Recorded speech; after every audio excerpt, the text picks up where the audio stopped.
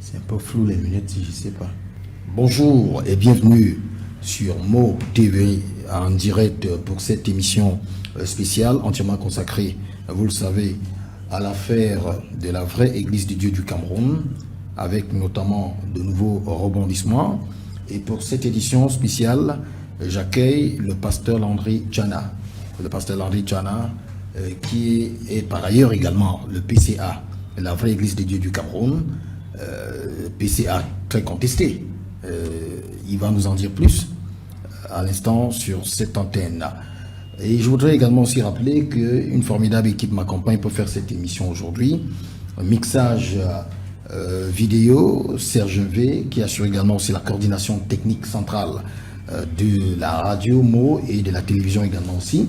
Et à ses côtés, Toussaint l'ouverture pour le mixage audio. C'est un habitué notamment de cette émission mise au point. Le pasteur Landry Djana donc est là pour faire une véritable mise au point sur ce qui se dit ici et là sur l'affaire vraie Église de Dieu du Cameroun. Bonjour et bienvenue, pasteur Landry Djana. Bonjour Serge, bonjour à tous les auditeurs, oui, les téléspectateurs, tant pour moi. Beaucoup plus. Oui, je suis content. Vous êtes habitué à la radio. Effectivement. Donc je suis content d'être là pour cette occasion de faire connaître à tout le monde la vérité. L'Église est la colonne et l'appui de la vérité. Et lorsqu'il n'y a plus de vérité, il n'y a plus d'Église. Donc nous restons sur la vérité, comme on doit le connaître, comme on doit la connaître, comme elle est réellement. Pendant que nous y sommes, nous allons également saluer notamment la supervision générale du PDG Fabien Monofon, qui nous permet notamment de nous exprimer en direct sur cette antenne de la radio Mo 87.7, mais également de la télévision. Nous sommes donc aujourd'hui avec vous, pasteur Landry Djana. Vous nous dites que vous allez restituer la vérité sur cette affaire qui concerne notamment la vraie Église de Dieu. Il y a des rebondissements. S'il fallait faire un rappel historique de la situation qui prévaut au sein de la vraie Église de Dieu du Cameroun, que diriez-vous? On sait que depuis un certain temps, ça ne se passe pas bien, c'est le branle-bas au sein de la vraie Église de Dieu du Cameroun. Les chrétiens, pour la plupart, les fidèles chrétiens sont perturbés, ils ne savent plus véritablement à quel sens se vouer. Il y a comme une espèce de bicéphalisme au sein de la vraie Église de Dieu du Cameroun. C'est vrai que c'est pas la première fois que vous arrivez sur cette antenne, vous nous avez déjà parlé des commencements, des débuts de l'histoire, mais comme on dit généralement, la répétition c'est la meilleure des écoles. Alors, qu'est-ce qui a déclenché tout ce qui se passe aujourd'hui? Pourquoi on en arrive là? Ce qui a déclenché, c'est une volonté manifeste de pouvoir contrôler l'Église sans passer par les voies établies par Dieu et par les textes de l'Église. Pour un petit feedback, n'est-ce pas, je crois que nous avons eu à parler ici que au décès de notre responsable, le porteur même du ministère de l'explication du livre, j'ai parlé de l'apôtre Toukia Nestor. Statutairement, le secrétaire général a conduit une période de transition de 6 mois qui devait aboutir à l'organisation d'une assemblée générale. Qui s'appelait qui, le secrétaire général? Le docteur Sio Hippolyte, délégué pastoral du docteur Sio Hippolyte. C'est ce qui a été fait. Tout a été fait selon les tests et nous sommes arrivés à l'assemblée générale le 13 février 2021 et contre leur attente, n'est-ce pas, puisque il y avait là ce groupe qui était déjà connu, mais contre leur attente, j'ai été choisi comme PCA de la vraie Église de Dieu, non pas comme un usurpateur, puisque les textes disent que c'est le pasteur le plus influent qui devrait être reconnu comme le PCA de la vraie Église de Dieu pour une période de 2 ans probatoire, si cela est vraiment le plan de Dieu. Et dans la vraie Église de Dieu, je suis effectivement le pasteur le plus influent. Après le décès de l'apôtre Nestor Toukia. Oui. Vous êtes le pasteur le plus influent. Donc c'est pas. Et il n'y a pas eu de contestation à ce niveau? Non, il y a votre influence, de votre. Ça n'a jamais été contesté, même du vivant de l'homme de Dieu. Ça n'a jamais été contesté. puisque je suis le pasteur qui a vu l'autre pasteur venir. Pasteur, en fait, quand il parle de pasteur, c'est pasteur consacré. D'autres sont les pasteurs, les aspirants pastoraux, les délégués pastoraux. Donc j'ai été donc reconnu comme PCA de la vraie Église de Dieu. Et c'est le pasteur Abaté Dégué François qui avait présidé la séance selon les statuts. Et c'était devant le sous-préfet de l'arrondissement de Mombo en 2020, le 13 février 2021, au retour de cette assemblée générale. Certaines personnes se sont soulevées pour dire qu'il fallait qu'il y ait puisqu'ils avaient voulu, dès le départ, mettre le statut à côté et faire valoir qu'il faut un responsable spirituel et un responsable administratif. Ce qui n'est pas statutaire. Et finalement, c'est ce qui est statutaire qui a été choisi, qui a été voté. Du retour donc de cette assemblée générale, une fronde s'est levée, disant qu'il fallait que le pasteur Abaté soit le responsable spirituel de l'Église. La fronde était portée par qui, exactement? Bon, par ce groupe qui est si Hippolyte Abaté, François et tous les autres, et tous ceux-là qui, jusqu'à aujourd'hui, sont en train de faire tous les problèmes. Nous avons organisé une assemblée générale, un conseil d'administration, mon premier conseil d'administration en tant que PCA, où tous étaient là, le 3 juillet 2021. Et c'est là où il a signé le procès verbal de l'Assemblée générale du 13 février. Et le dossier a été conduit normalement à l'administration du tuteur pour information. Seulement que pendant que nous travaillons, il y a un groupe maintenant ce groupe-là qui va se retrouver à Kondongo, et puis sous la houlette des gars des pasteurs Ateba Jean-Marie, vont concocter un deuxième PV qui fait intervenir un bicéphalisme dans la vraie Église de Dieu. Et ils vont introduire ce PV dans les dossiers qui étaient déjà en cours au MINAT, parce qu'il y a des portes, bon. Bah, vous êtes sûr que c'est eux qui ont oui, c'est eux qui ont constitué ce PV. Effectivement, c'est eux qui ont constitué ce PV. Nous ne le connaissons même pas. Seulement, on s'est rendu compte que le MINAT, qui normalement est assez rapide dans les jours comme cela, a pris du temps. On ne savait pas pourquoi il y a ce temps-là. Puis finalement, on a été convoqué une fois, deux fois au MINAT. C'est là où on se rend compte qu'effectivement, il y a une volonté de changer les statuts. C'est ce que, devant le sous-directeur des libertés publiques, il ressort qu'il faut qu'on change le statut. On dit, mais c'est pas possible. On ne change pas le statut au cours de l'exécution d'un statut. On est en période transitoire. Il y a 2 ans d'approbation. Et après cela, il faudra maintenant que les choses puissent marcher. Normalement, on ne peut pas changer les règles du jeu au cours du jeu. Bon, jusque-là, on croyait que c'était des petites affaires internes là. Nous n'avons pas connu jusqu'au 29 novembre 2021 où le MINAT va dire qu'il n'entre pas dans les affaires des associations et compte tenu des dissensions qu'il y a dans la vraie Église de Dieu, il ne lui est pas possible de prendre acte d'un changement de bureau. Ça nous a tiqué parce qu'on n'avait pas parlé de changement de bureau, c'était plutôt le remplacement au sein du bureau d'un poste vacant statutairement. C'est statutairement quand un poste est vacant, si c'est le poste de membre du conseil d'administration, le PCA peut choisir un membre, n'est-ce pas, et qui va être validé lors de l'Assemblée générale prochaine. Quand c'est le PCA, les modalités ont été suivies comme cela se doit. Donc il n'était pas question de changer un bureau. Parce que le bureau du conseil d'administration, c'est 15 personnes. Or, il était question de changer de pouvoir à un poste vacant, notamment celui du PCA. Bon, nous avons été surpris de voir qu'il est question plutôt la lettre d'information même que le secrétaire général, le docteur Siripouli, envoie au ministre, dit qu'il informe, c'est une information, il informe des changements intervenus au sein du conseil d'administration de la vraie Église de Dieu du Cameroun. Et il informe que, suite au décès du pasteur Touké Nestor, l'Assemblée générale réunie tel jour a choisi le pasteur Tchana comme le nouveau PCA de la vraie Église de Dieu. C'est une information.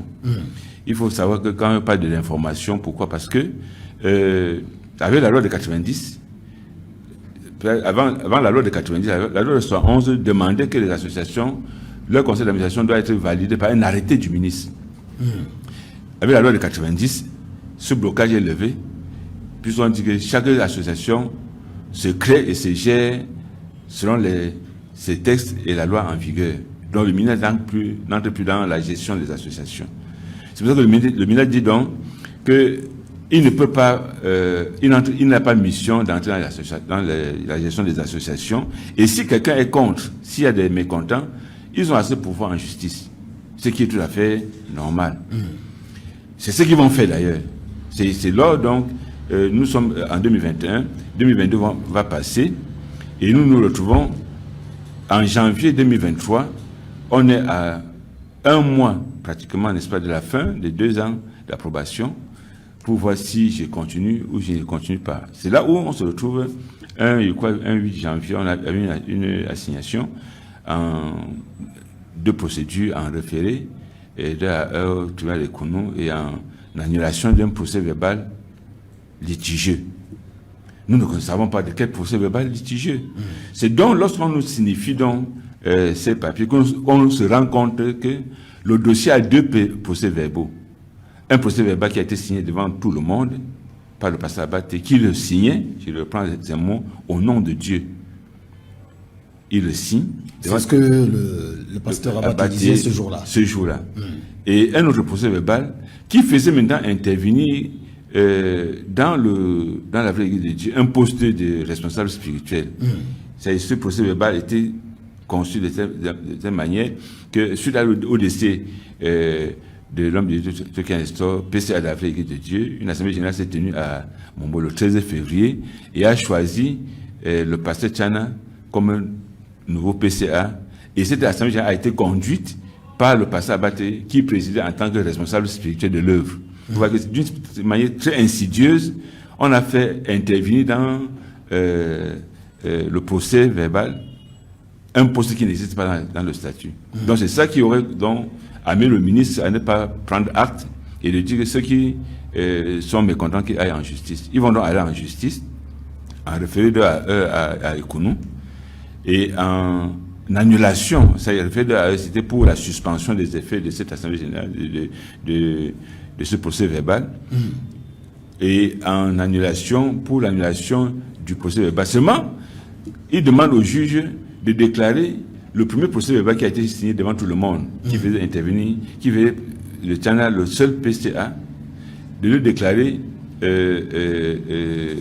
faux et de déclarer le procès verbal qui a été écrit à Kondongo, n'est-ce pas, dans un groupuscule de vrai, qui fait intervenir le bicéphalisme. Le but était quoi? Dès le moment où, si on interdisait, ou bien si la justice interdisait le procès verbal où il n'y a qu'un seul PCA, et validait le procès verbal où il y a un bicéphalisme, cela devenait directement anti-statutaire. Cela voudrait dire, normalement, on devrait annuler l'Assemblée générale, puisque les résolutions ne sont pas statutaires. Bon, à Ekounou, le juge on va demander une enquête civile. Parce qu'on se retrouve devant 2 papiers, et nous disons que voici le vrai papier, et ils disent voici le vrai papier. On dit, bon, quel est donc le vrai papier? Donc, une enquête civile était nécessaire pour connaître la vérité. À notre grande surprise, le juge va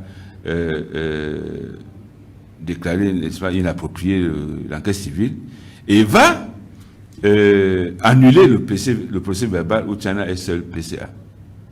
Ça veut dire d'une manière implicite, c'est que maintenant, c'est le procès verbal. C'est l'autre procès verbal qui est valable. Qui est valable, ce qui a été signé en catimini à Kolongo. Nous allons en faire appel. Et lors de l'appel, donc, la collégialité va accepter de faire une enquête civile. C'est lors de l'enquête civile, donc, que ces personnes vont reconnaître, le pasteur Abaté naturellement et le secrétaire général, vont reconnaître qu'après avoir fait signer le procès verbal, ils ont signé un deuxième procès verbal. Cela est maintenu dans le rapport de l'enquête civile de la Cour d'appel. Ils vont reconnaître que, oui, il a signé les 2 procès verbaux. C'est même lui qui avait informé la presse qu'il y avait un PCA, mais il a signé un deuxième procès verbal. On lui a demandé, qu'est-ce que Tchana a signé? Il dit, Tchana n'a rien signé. En principe, je n'avais rien à signer. C'est pas moi qui devais écrire au ministre pour l'informer. C'est pas moi qui devais signer le rapport de l'Assemblée générale. C'est eux qui devaient informer le ministre en tant que secrétaire général PCA par intérim sortant, et Sabat qui a signé le procès verbal de l'Assemblée générale. Donc en réalité, je n'avais rien à signer. Malheureusement, le temps que cela a passé en 2022, ils vont faire connaître à tout le monde entier que le dossier bloque au ministère parce que Tchana est parti faire un faux papier et que c'est ça qui bloque le dossier. Malheureusement, cela comme le mensonge va rapidement, on a essayé de...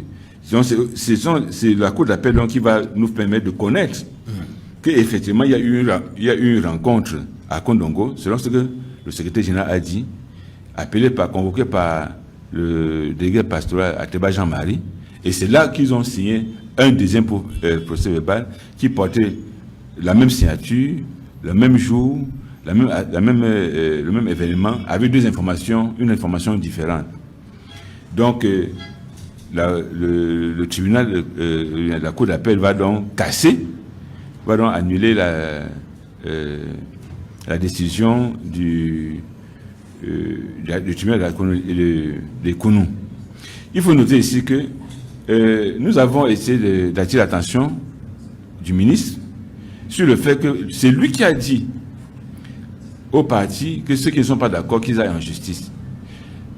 Et il fallait qu'on puisse respecter, que la justice puisse donc terminer toutes ces saisines. Ils vont saisir encore le tribunal de grande instance du Fondi en annulation du procès verbal, ou bien en annulation de l'Assemblée générale du 13 février 2021. Et il y a encore une enquête civile qui va être organisée, et les rapports sont disponibles, nous le donnons à qui veut le lire. C'est là où ils vont reconnaître qu'effectivement ils étaient à l'Assemblée générale du 13 février à Mombo, et que c'est moi qui vais être choisi comme PCA. Lors de l'enquête civile, il y avait le gars Ateba Jean-Marie, qui est l'auteur du deuxième PV, lui l'initiateur.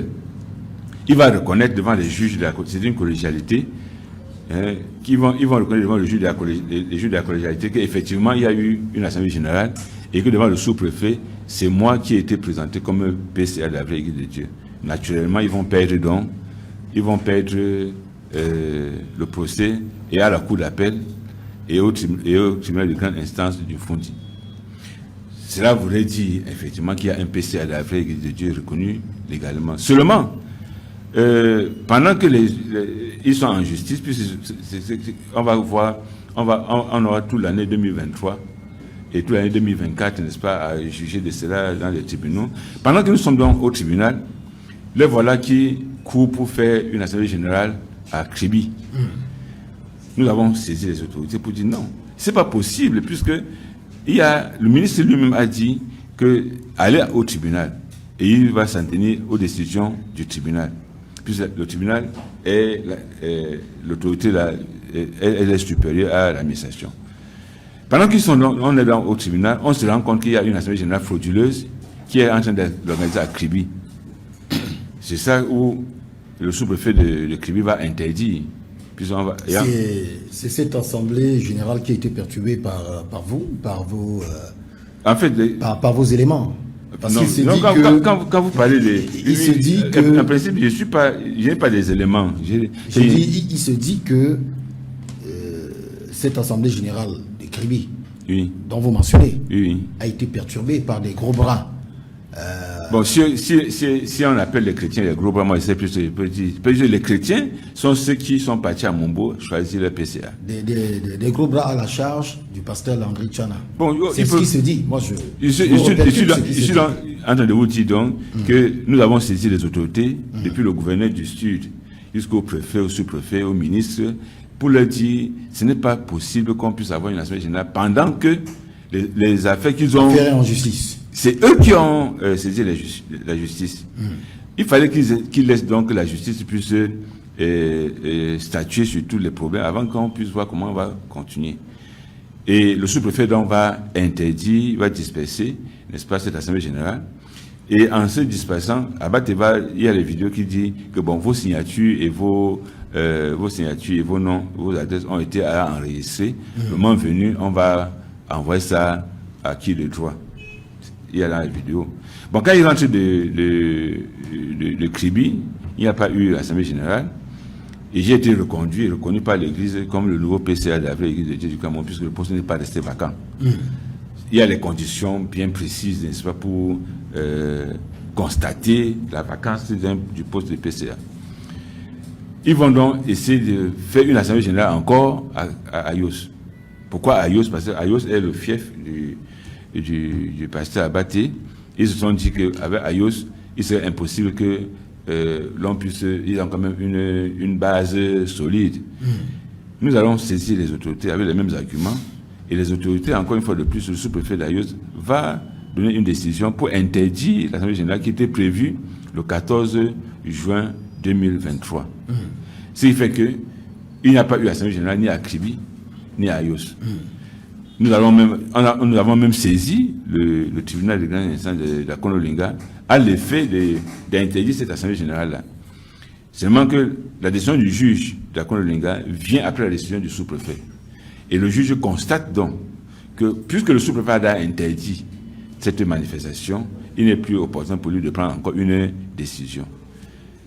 Nous avons continué à travailler malgré tout ce que nous avons pu subir. Et le 14 octobre 2023, les 5 ans, puisque le bureau de l'Assemblée du Conseil d'administration a une validité de 5 ans. Donc la dernière session du Conseil d'administration était le 13 octobre 2018. Donc le 13 octobre 2023, les 5 ans, le bureau, il fallait donc renouveler le bureau. C'est ce que nous avons fait sous les auspices des autorités administratives de Baranté. Ça s'est passé dans de très bonnes conditions avec l'appui des autorités de Baranté. Et nous avons fait une assemblée générale où j'ai été reconduit. Et qui a convoqué l'assemblée générale de PCA. Baranté? Le PCA. Vous, c'est-à-dire vous? C'est-à-dire moi. À Baranté. Oui, puis c'est statutaire. Statutairement, c'est le PCA qui convoque le conseil de l'assemblée générale. Nous avons eu près de 800 délégués qui venaient de partout. Les rapports sont là. Et sous les auspices de l'encadrement de l'autorité administrative de la localité du Baranté, nous avons... j'ai été reconduit avec un nouveau bureau, puisqu'ils ne sont pas venus. Ils ont été convoqués de manière régulière. Ils ne sont pas venus. Ceux qui sont venus sont venus, ceux qui ne sont pas venus sont revenus. Mais il y a eu près de 800 délégués. Et j'ai été reconduit comme PCA de l'Église de Dieu du Cameroun. Nous avons informé le MINAT de cette situation. Mais on s'est rendu compte que nos lettres que nous envoyons au MINAT n'arrivaient pas. Comme nous n'étions pas ceux qui étaient assez introduits dans les affaires administratives, c'est plus tard qu'on s'est rendu compte qu'en réalité, il y avait des filtres au niveau du MINAT qui faisaient que tous nos courriers que nous envoyons pour le MINAT n'arrivaient pas au MINAT. Nous avons su ça comment? Parce que toutes les lettres que nous envoyons ont déchargé sans donner le numéro d'enregistrement. Vous voyez, on envoyait les lettres et on prenait ça au courrier, mais sans mettre le numéro d'enregistrement. Vous savez ce que ça veut dire? Ça veut dire que le document n'est pas entré. Et je me souviens que lors d'une rencontre là-bas au MINAT, l'une des responsables du MINAT m'avait dit que M. Tchana, vos écrits ne peuvent pas arriver au ministre. Je vais mettre la barrière. Et c'est ce qui a été vraiment fait. Je me suis plaint d'ailleurs au service... responsable oui, de l'administration territoriale. Je me suis plaint à l'inspecteur général des services. On a été convoqué. Bon, il me suis dit que ça allait changer, mais ça n'a pas changé. Donc, nous allons continuer, connaissant que nous sommes dans la légalité, et nous le sommes d'ailleurs. Et le 28 février 2024, nous voyons une lettre qui sort que le ministre a pris acte d'une assemblée générale qui se serait tenue à Ayos le 17 juin 2023, ce qui est carrément impossible. Impossible pourquoi? Impossible parce que, statutairement parlant, il est impossible qu'on organise une assemblée générale, même extraordinaire, en 3 jours. Puisque la première assemblée générale qui a été convoquée, illégalement d'ailleurs, c'est pour ça qu'elle a été interdite. Son caractère illégal et son caractère séditieux ont fait que le sous-préfet de l'arrondissement d'Ayos interdise cette assemblée générale.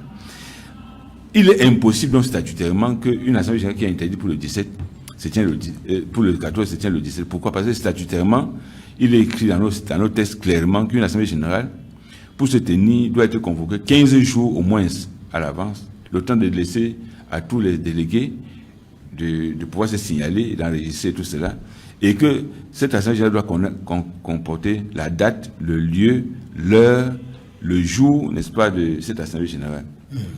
Dans toute la vraie Église de Dieu du Cameroun, aucun communiqué, aucune annonce faisant savoir qu'il y a une assemblée générale à Ayos le 17 ne s'est pas fait. D'ailleurs, que même les huissiers qui sont descendus, le pasteur Abaté leur a dit, puisqu'il y avait quelques personnes là qu'il a vu dans le camp d'Ayos, le pasteur Abaté a dit que non, ils sont là parce qu'ils n'ont pas connu la décision du sous-préfet, ils étaient en route. Ils vont manger, ils vont reprendre la route. Donc, il n'y a pas eu assemblée générale. Nous avons donc essayé de saisir les autorités administratives pour leur dire qu'il y a une arnaque. Puisqu'on a connu, par certaines voix, qu'il y avait une cellule. Il y avait une cellule au niveau du MINAT qui s'occupait à fabriquer des papiers et les faire passer au MINAT pour lui faire valider une assemblée générale qui se serait tenue à Ayos. Nous avons saisi la personne par voie d'huissier pour lui dire d'arrêter ces manœuvres-là. Mais malheureusement, ils ont continué puisque on est là au Cameroun. Et finalement, le ministre va donc prendre acte d'une assemblée générale qui se serait tenue à Ayos le 17 juin. On va donc saisir le ministre. On va essayer par tous les moyens de le voir. Tous les voies ne sont pas possibles. Nous sommes aussi des Camerounais. Et ce sont nos administrateurs, ils sont là pour nous administrer. Ils devaient nous recevoir comme on reçoit tout le monde. Mais on s'est rendu compte qu'il y a les uns qui ont la porte ouverte et d'autres qui ont la porte fermée. On va donc être obligé de faire un recours gracieux qui va aboutir finalement à la suspension de cette lettre du MINAT. C'est la lettre qui reconnaît un changement intérieur avec l'Église de Dieu, puisque effectivement le projet qui a été formulé depuis le décès de l'homme de Dieu était qu'on change le statut. Donc ce statut va être changé. Il n'y aura plus le conseil d'administration, mais un bureau exécutif où Abaté devient le président du bureau exécutif avec tout son groupe. Ce bureau a été suspendu par le tribunal administratif. Ils vont faire recours. Effectivement, quand on fait recours, ça veut dire que la décision est suspendue, mais il y a un recours à la Cour suprême. En même temps, nous allons donc saisir le tribunal de grande instance de la Konolinga, qui avait déjà constaté en son temps qu'il n'y avait pas eu assemblée générale.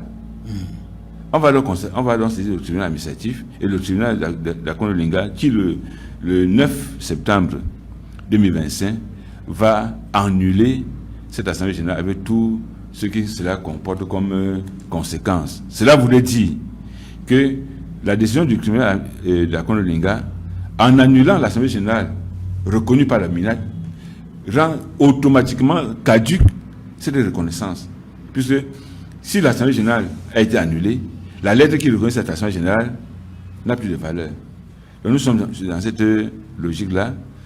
C'est vrai qu'ils vont faire appel. Donc c'est une logique qui va durer. Mais déjà, le tribunal de la Konolinga va dire clairement que c'est des prétendus, pour prendre le mot du juge, n'est-ce pas, c'est des prétendus à l'Assemblée générale est annulé et avec tous ses effets. On va y revenir de long à large, oui, pour parler notamment de la décision, la dernière décision de justice. On va en parler de long à large. À vous écouter, c'est une bataille juridique interminable, oui, qui a commencé il y a longtemps et qui se poursuit. Et on n'est pas prêt de sortir de l'auberge. Bon, ce qui est sûr, c'est que nous ne sommes pas... Parce que quand les décisions de justice sont prononcées, l'autre côté on fait appel pour... bon, ils ont dit... On rebondit et puis ça continue. Ils ont dit... Entre-temps, comment ça se passe, le fonctionnement au quotidien de... Ils ont dit depuis que tout s'arrête à la Cour suprême. Nous y sommes déjà. Et je crois que le Cameroun est un pays de droit, quel que soit ce que l'on en dit, j'ai confiance. Pourquoi? Parce que la Bible nous dit que les magistrats sont les serviteurs de Dieu. Et ils sont là pour... Ils sont à la main de Dieu. Vous êtes venu avec la Bible? Effectivement. Ah ok. Vous n'avez pas... vous n'avez pas ouvert votre sacoche? C'est ma Bible, c'est ma Bible. Ouvrez peut-être votre sacoche pour le bien des des téléspectateurs, pour Ok. que Voilà. on sache que tout ce qui se dit ici, Voilà, c'est dans la vérité. voilà, qu'il y a Donc- des inspirations qui sont puisées Donc- dans le livre sacré, la Bible. Effectivement, la Bible nous dit que les magistrats sont les serviteurs de Dieu totalement dévoués à la tâche. Hein, je peux le lire. Il dit, le magistrat est serviteur de Dieu pour ton bien. Mais si tu fais le mal, crains, car il n'est pas en vain. Ce n'est pas en vain qu'il porte l'épée, étant serviteur de Dieu pour exercer la vengeance et punir celui qui fait le mal. Il est donc nécessaire d'être soumis, non seulement par crainte de la punition, mais encore par motif de conscience. Donc, le magistrat est serviteur de Dieu et il est obligé de rendre justice comme Dieu veut. C'est en cela que nous avons confiance à la justice. Et Donc- vous convenez avec, peut-être avec moi, Oui. que les décisions qui sont rendues, elles vont dans le sens de ce verset que vous venez de lire. Oui, c'est vrai qu'il y a, on va dire qu'au Cameroun, quand on a l'argent, on passe. Non, il y a des serviteurs de Dieu. Il y a des serviteurs de Dieu qui, n'est-ce pas, rendent justice. Et je le sais, je le dis. Parce que, vous savez, la 4 procès que nous avons gagnés, parce que les faits sont vrais. Les faits sont réels. Hein? Il y a des faits sont réels. Les gens ne peuvent pas venir dire que nous avons fait un faux papier. On leur donne raison.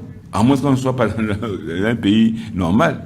Ou bien que les gens viennent dire que oui, c'est lui que nous avons choisi comme PCA, et puis on veut qu'on le déboute. Et puis on le déboute parce que vous voulez qu'on le déboute. Nous avons le tribunal, la cour d'appel qui nous a donné raison. Nous avons le tribunal de grande instance de Fundi qui nous a donné raison. Nous avons le tribunal administratif qui nous a donné raison. Quoique l'appel a été interjeté. Nous avons le tribunal de la Konolinga qui nous a donné raison. Parce que nous sommes dans la vérité. Nous n'avons pas des directeurs, nous n'avons pas des gros fonctionnaires, nous n'avons pas des grands magistrats, on n'a pas les gens. Mais nous avons la parole. Il y en a ailleurs. Et c'est sur ça qui compte. Et ils l'ont dit. Vous n'avez pas répondu à ma question. Est-ce que si vous n'avez pas de fonctionnaires, c'est sur cela qui compte. Est-ce que de l'autre côté, dans Ils votre camp, on peut parler ils ne sont que les fonctionnaires, ils ne sont que les magistrats, ils ne sont que les commerçants, ils ne sont que ça. Vous comprenez? Ils ne sont que les fonctionnaires dans les grandes administrations, ils ne sont que ça. C'est pour ça qu'ils comptent. Bon, nous sommes des pasteurs totalement consacrés à la tâche, n'est-ce pas, qui n'avons autre chose que de prêcher l'évangile. Où pouvons-nous passer? Il faut donc que la justice puisse rendre son travail. D'accord. Voilà. Pasteur Landry Tchana, pendant que vous parlez, je vous écoute et je prends le temps véritablement de vous écouter. Vous, dans votre déroulé tout à l'heure, vous accusez implicitement vos, je ne sais pas comment, ce sont vos frères d'église. Nous frères détracteurs. Voilà. Vos frères détracteurs de l'église, hein, de la vraie église de Dieu. Vous soupçonnez une connivence avec l'administration, le ministère de l'administration territoriale, où vos courriers n'arrivent pas à bon port. Je vous pose une question. Oui. Où vos courriers n'arrivent pas à bon port, où toutes les actions que vous entreprenez, ces actions-là sont tuées dans l'œuf, pour la plupart. Vous n'êtes pas, on ne vous écoute pas beaucoup de ce côté-là, au ministère de l'administration territoriale, d'après vos dires, mais eux également vous soupçonnent d'être très, très proches de certains magistrats. À l'occurrence, le juge qui a rendu cette décision de justice, qui est tombée il y a de cela quelques temps, hein, quelques jours. Un certain monsieur, le juge Mboua, quelque chose comme ça. Je crois que tous les juges du Est-ce que vous avez des amis dans la magistrature? Nous n'avons pas d'amis dans l'administrature. Il faut que nous le disions très bien. C'est eux qui ont les juges et les magistrats au milieu d'eux, qui appellent à gauche, à droite, et ainsi de suite. Il ne faut pas que, quand quelqu'un a perdu un procès, qu'il commence à insulter le juge. Ça, puisque là, il y a la possibilité de faire appel. Donc, on n'a pas besoin de vous mettre à invectiver, à insulter un juge parce qu'il a fait... quand nous avons perdu à la cour à Ekounou, on n'a pas insulté le juge pour cela. Il a jugé à son âme et conscience. S'il est serviteur de Dieu, il rendra compte à Dieu. Il ne rend même pas compte, il rend compte à Dieu, à sa conscience. Vous comprenez? Donc, quand ils prêtent serment, c'est quoi? C'est ce qu'ils disent, quelque chose comme ça. Donc, il ne faut pas maintenant que quand ils ont perdu un procès, voici 4 procès d'affilée qu'ils ont perdu, et partout, surtout, ce sont les juges qui ont fait ça. Mais ils voulaient que le juge fasse quoi? Quand eux-mêmes parlaient de déclarer devant le juge que, oui, nous avons fait un faux PV, ils veulent que le juge fasse quoi? Quand ils parlaient de déclarer devant le juge que, oui, c'est le pasteur Tchana que nous avons choisi comme PCA, ils veulent que le juge fasse quoi? Quand ils parlent de faire un faux PV, et ils veulent que le juge reconnaisse que c'est Tchana qui a fait le faux PV, alors que de leur bouche, ils ont déclaré, ils veulent que le juge fasse quoi? Alors, donc, en conclusion, vous ne connaissez personne au sein de la justice. Nous n'avons pas de personnes au sein de la justice. Nous portons plainte, comme tout Camerounais a le droit de porter plainte quand il se sent lésé dans ses droits. Et c'est ce que nous faisons, parce que nous avons les éléments. Quand le juge... Parce qu'il se dit également que dans les investigations que je mène personnellement, par rapport à cette affaire, il se dit que vous avez commencé même à jubiler avant la décision de justice. Bon, là, ils peuvent savoir... Comme si vous saviez ce qui allait... Nous jubilons tous les jours. Quand vous êtes dans la vérité, vous êtes sûr que vous êtes dans la vérité. Vous comprenez? Quand vous êtes sûr, même votre conscience vous fait jubiler. Même quand il adviendrait, n'est-ce pas, comme ce qui a été passé, comme ce qui s'est passé à Ekounou, quand on nous disait que bon, on suspend le procès verbal litigieux, sans dire lequel est litigieux, mais dans les écritures montrer que Tchana n'est pas PCA, nous jubilons. Nous savons que la vérité finit toujours par triompher. C'est celui qui est dans le... Mais vous jubilez avant ou après? On jubile tout le temps, à tout moment, puisque nous savons qu'on n'a pas à se reprocher. Même lorsqu'on viendra à perdre, on va jubiler, parce qu'on sait qu'il est impossible que la justice puisse être piétinée. Quand cela est sorti à Ekounou, et on a dit qu'on a suspendu le procès, on a jubilé. On a connu que bon... Même dans la défaite, vous avez jubilé. Puisque dans la défaite, on a jubilé, parce que nous croyons en Dieu, et nous savons que nous avons raison. Quel que soit le cas, quand ils ne disent pas on a jubilé, on va jubiler comment? En fait, ça dépend de ce qu'ils appellent jubilé. Mais nous savons une chose, c'est que même maintenant, il y a des affaires en justice. Nous jubilons. J'ai été porté, j'ai fait l'objet d'une plainte au TGI, d'une Fundi, pour avoir fait le faux et usage de faux, le CPV là. Je dois jubiler parce que n'importe comment, c'est impossible. Les rapports disent que dans les rapports, ils reconnaissent ce qu'ils ont fait. Mais ça n'a pas empêché, comme ils ont des magistrats, ils ont toujours, bon, peut-être avec les relations qu'ils peuvent avoir. Nous, on sait que, à un certain moment, la justice n'est plus contrôlée par les hommes. C'est Dieu, il a dit, il va encore dire ceci. Ce n'est pas pour une bonne, c'est pourquoi celui qui s'oppose à l'autorité résiste à l'ordre que Dieu a établi, et ceux qui résistaient attireront une condamnation sur eux-mêmes. Ce n'est pas pour une bonne action, c'est pour une mauvaise que les magistrats sont à redouter. Veux-tu ne pas craindre l'autorité, fais le bien et tu auras son approbation. Le magistrat est le serviteur de Dieu pour ton bien. Il est le serviteur de Dieu. C'est pour ça qu'il est là pour rendre justice. Vous voyez ce que je veux vous dire? Dieu est un Dieu de justice. Il dit à moi la vengeance, à moi la rétribution. Et dans la société, il a établi ceux-là qui sont les mains de Dieu pour établir cette vengeance et cette rétribution. C'est pour ça que le juge, donc, avec sa conscience, doit savoir qu'il n'est pas là seulement pour chercher un gagne-pain, il est là pour rendre un service à Dieu. C'est pour ça que quand vous vous sentez lésé dans votre droit, vous partez voir le juge. Le juge va vous rendre justice et vous remettre votre droit. Mais dans le cas où le juge, peut-être pour telle ou bien pour telle raison, ne rend pas justice, il y a encore un dernier recours, même lorsque la Cour suprême ne donnera pas recours. Il y a un dernier recours qui est le recours de Dieu suprême. Donc, quand quelqu'un est dans ses droits, pourquoi ne pas être content? Quoique, n'est-ce pas, nous avons eu à souffrir beaucoup. On a eu les pasteurs qui ont été tabassés, chassés de leur maison, les assemblées qui ont été scellées, tout ça. Nous savons que n'importe comment, quelqu'un a dit, la vérité finit toujours par triompher. Parce que Dieu est le Dieu de vérité et il ne perd jamais. D'accord. Et c'est cette espérance, pour venir à votre question, qui fait que les chrétiens persévèrent normalement. Ils savent que les difficultés qui nous sont imposées le sont à tous les chrétiens dans le monde entier. Je voudrais dire seulement que la situation que nous, la deuxième génération de la vraie Église de Dieu du Cameroun subissons, la première génération a eu à subir. Je vous ai dit ici la dernière fois que la situation de la vraie Église de Dieu n'est pas tout à fait nouvelle. Lorsque nos parents ont commencé l'Église, il y a eu un soulèvement pareil, où les gens se sont levés pour contester le PCA, qui était l'homme de Dieu Nestor Toukéa, pour le démettre même, pour même envoyer une lettre n'est-ce pas, à Cameroun Tribune, vous dire, c'est ce que j'ai aussi subi. Vous comprenez, quand vous subissez ce que vos aînés ont subi, vous savez que vous êtes sur le bon chemin. Et il a fini par avoir... Et ils ont, attendez, jusqu'à ce qu'ils sont même partis avoir, au temps du ministre Mbomon Dioya, un arrêté d'une assemblée générale qui ne s'est jamais tenue. Exactement comme ce qui s'est passé, ce que nous vivons là. Et il a fallu qu'ils puissent passer par les voies légaux, par les voies légales, n'est-ce pas, comme nous le faisons aujourd'hui, pour avoir gain de cause. Et ça a duré ce que ça a duré. En leur temps, ils ont fait 20 ans de procès. J'ai pris seulement Dieu que nous ne fassions pas 20 ans de procès.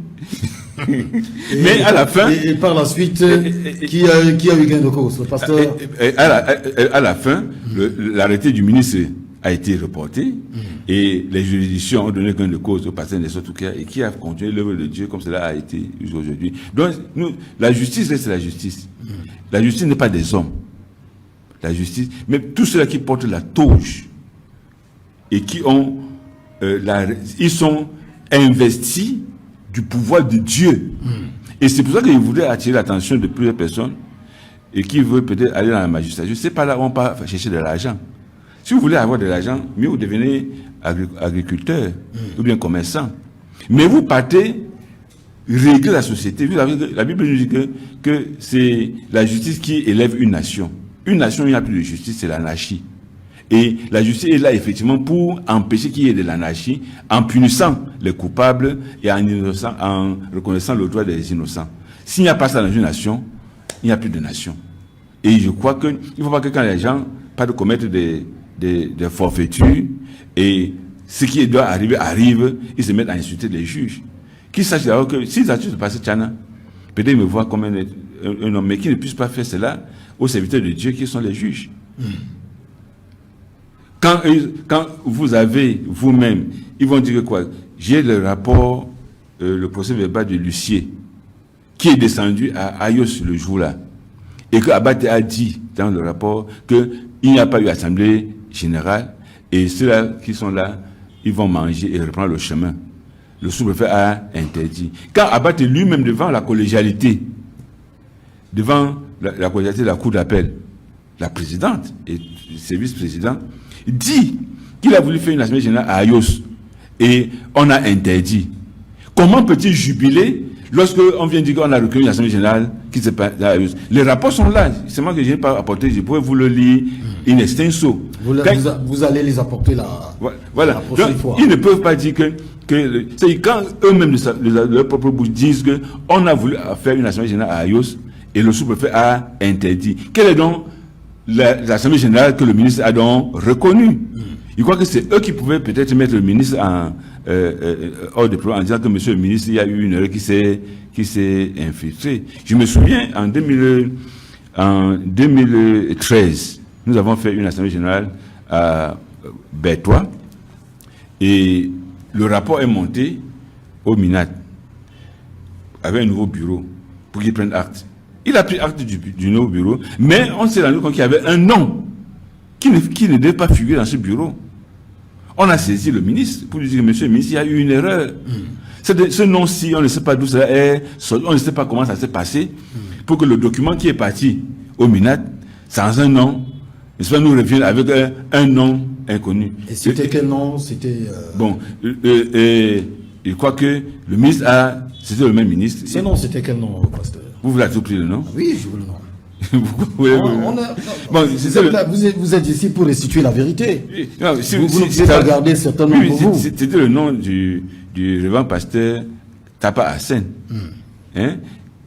il n'a pas été membre du conseil d'administration, et il était même en difficulté avec l'Église. Mais on ne sait pas comment ça s'est passé que son nom sorte sur la liste. On a informé le ministre, en bon et due forme, et le ministre a rapporté, a fait une autre prise, c'est pas un arrêté. Il a fait une lettre pour enlever ce nom-là.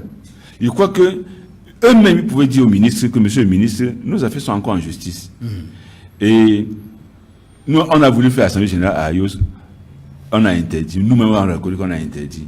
Votre lettre là n'a pas raison d'être. Si ce sont les serviteurs de Dieu, si ce sont les serviteurs de la vérité. Mais s'ils se mettent à jubiler pour quelque chose qu'ils ont reconnu que ça n'a pas... C'est comme, j'ai vu cela une fois, où quelqu'un a, à côté d'un jeu de football, quelqu'un a mis le ballon dans le petit filet. Le juge étant de loin, avait vu autrement. Il a sifflé la balle au centre. Et le joueur a jubilé. Après, on s'est rendu compte, c'est l'autre habile qui a dit non, le ballon n'est pas entré dans le grand filet. Vous dites que vos frères détracteurs, comme vous les appelez, marquent dans le petit filet, c'est ce que vous dites. C'est ça le petit filet. Il devait être content de dire non, on voulait mettre le but dans le grand filet avant de se avant de jubiler. Voilà. Pasteur Landry Tchana, maintenant que les autres vont faire appel, ou alors on fait appel suite à la dernière décision, de votre côté, qu'est-ce qui va concrètement se passer? Vous allez abandonner la bataille, vous allez la poursuivre? Non. Pour le bien de l'Église, pour le bien des fidèles, de vos ouailles, qui ne demandent qu'une seule chose, à rester confortés dans la parole de Dieu. Vous savez, c'est cela? Vous savez que, je vous ai dit tout à l'heure, que nos parents, nous sommes la deuxième génération. Et nous marchons sur les traces de nos parents. C'est pas la première fois qu'on a des choses comme cela. On a eu, ils ont balancé un peu partout dans les juridictions.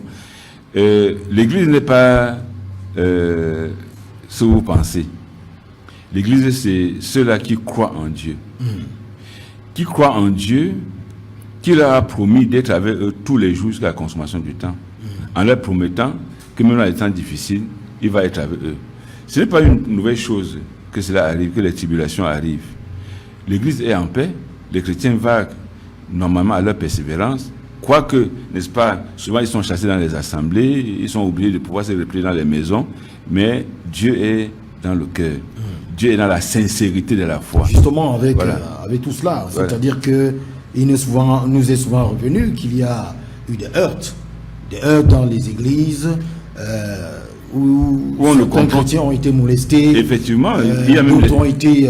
même en tenant en justice, et où ils sont toujours relâchés, reconnus pour non coupables. C'est ça le but. En principe, pour vous dire, ça fait pas seulement 4 procès que nous avons gagnés, ça fait pratiquement 7. Parce que j'ai été accusé, parce qu'ils avaient... avant d'arriver, n'est-ce pas, à porter plainte pour récuser l'Assemblée générale, ils ont d'abord porté plainte pour qu'on puisse m'arrêter et me flanquer une peine, n'est-ce pas, infamante, et dire que bon, si là le PCA est condamné, statutairement, il ne peut plus être PCA. Donc il faut qu'on puisse faire une Assemblée générale extraordinaire pour choisir un autre. Ce sont toutes ces manigances qu'ils sont en train de faire. Mais c'est une chose, c'est que, pour le dire, les chrétiens sont de plus confortés. Pourquoi? Parce que nous sommes une église spirituelle. Une église spirituelle qui ne marche pas seulement par la vue, mais je veux vous dire que tout ce qui arrive là a été annoncé à l'avance. Et c'est ça qui fortifie les chrétiens. De savoir que toutes ces choses-là, le défunt, avant de partir, a annoncé. Et même ces personnes qui sont en train de faire, il les a reconnues et annoncées. Donc ce n'est pas pour nous une surprise, quoique cela, n'est-ce pas, est quand même douloureux de voir ce qui se passe, mais nous avons beaucoup de confiance parce que Dieu ne nous a pas surpris. Dieu exauce la prière de ses enfants et les chrétiens sont chaque jour fortifiés de persévérer, n'est-ce pas, dans la foi chrétienne sans faillir, en restant sur les bases, n'est-ce pas, de l'enseignement que nous professons. D'accord. Je voudrais maintenant qu'on survole un autre aspect. qui est très très important de cette affaire de la vraie Église de Dieu du Cameroun, l'aspect lié aux établissements scolaires. L'aspect lié donc aux établissements scolaires qui sont, je ne sais pas, je ne suis pas encore descendu sur le terrain, ça je l'avoue, devant cette caméra. J'avais fait la promesse d'aller sur le terrain pour toucher du doigt les réalités de ces établissements, notamment du complexe Nestor Toukéa de Yaoundé. Il se dit qu'il est fermé, du moins. De l'autre côté, l'autre faction estime que tout se passe bien. Les enseignants vaquent normalement à leurs occupations. Ils dispensent les cours au sein du complexe et les élèves également aussi prennent normalement les cours. Les parents d'élèves n'ont pas de soucis. C'est ce qui se dit de l'autre côté de vos adversaires. Et vous nous faites savoir, vous nous l'avez fait savoir, vous l'avez fait savoir personnellement que le complexe Nestor Toukéa est fermé. Il ne se passe rien là-bas du tout. Il ne se passe rien du tout de ce côté-là, pas d'enseignement, rien du tout. Et c'est une situation qui vous préoccupe au premier chef et qui préoccupe également aussi beaucoup de parents d'élèves. Vous m'avez même également aussi, je me suis laissé dire par vous que vous avez dû rembourser de l'argent à certains parents d'élèves qui avaient déjà payé.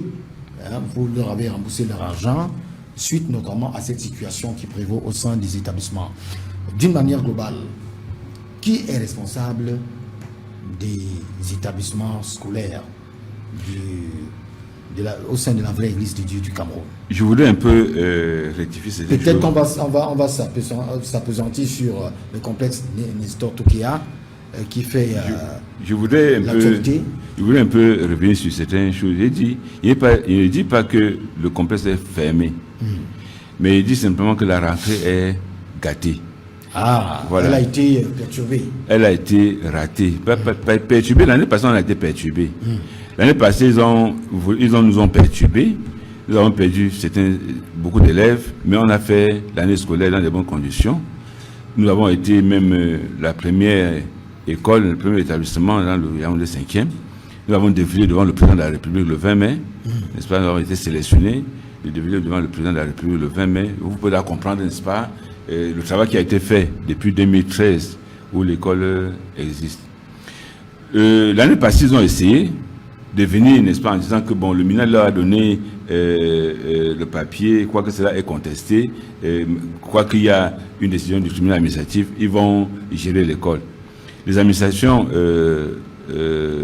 scolaires leur ont dit c'est pas comme ça, ça ne se passe pas comme ça, puisque le MINAD est une administration qui ne s'ingère pas dans l'éducation de base ou bien dans l'enseignement secondaire, qui sont aussi des administrations totalement indépendantes et non pas inféodées, n'est-ce pas, au MINAD.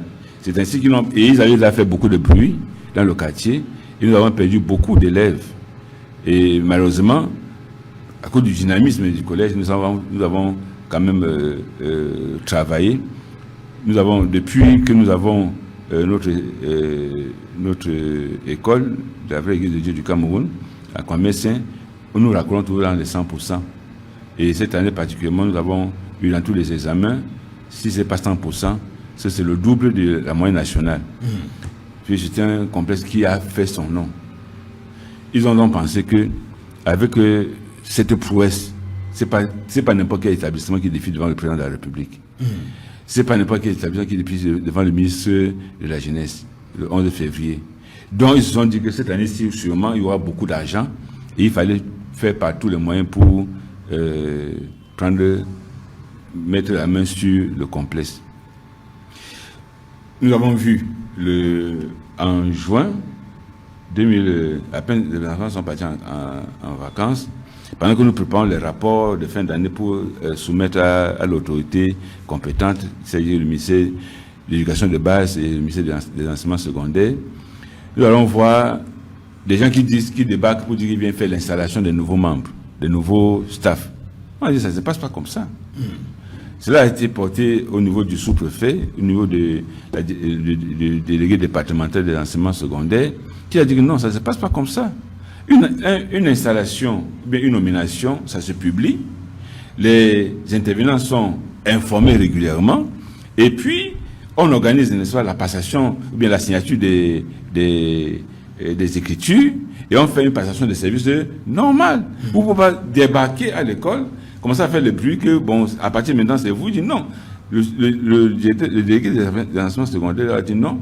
C'est vrai qu'ils ont eu, le 25 novembre 2024, un arrêt du ministre de l'enseignement secondaire qui abrogeait, ou bien qui changeait la représentation de l'Église au sein de l'école. Puisque l'école est effectivement l'école de la vraie Église de Dieu du Cameroun. Cela fait partie des erreurs sociales de l'Église. Mais chaque établissement, ou bien chaque organisme est dirigé, sont représentés par des personnes physiques. Hein? Or, au collège particulièrement, lorsqu'on faisait le dossier de création et d'ouverture, c'est moi qui ai été choisi par le PCA pour représenter l'école, l'église au sein de l'école. C'est moi qui ai fait tous les papiers. C'est moi qui ai créé. Si dit quand il dit créé, c'est pas que c'est moi qui étais à l'ouvrage depuis la fondation, la pierre posée jusqu'aux premières signatures, n'est-ce pas, et tout ça, ainsi de suite. Le PCA vous a signé une procuration. J'ai eu une procuration en son nom pour le faire. Et j'ai été nommé à ce titre l'inspecteur des enseignements du centre et de l'Est.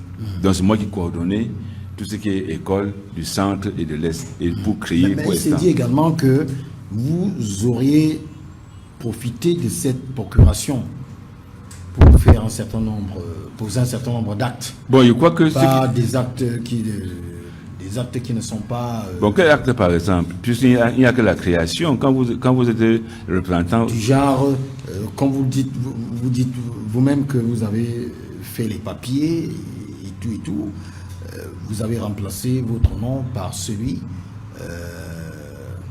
du PCA. Bon, là, ils peuvent porter plainte. Qui agissait au nom de la vraie Église de Dieu. Non, écoutez, il ne comprend pas très bien ce que vous dites. J'ai dit qu'il se raconte, hein, oui, il oui. se répercute un oui, peu oui, mais, dans les enquêtes que je mène personnellement, oui. de ce qui me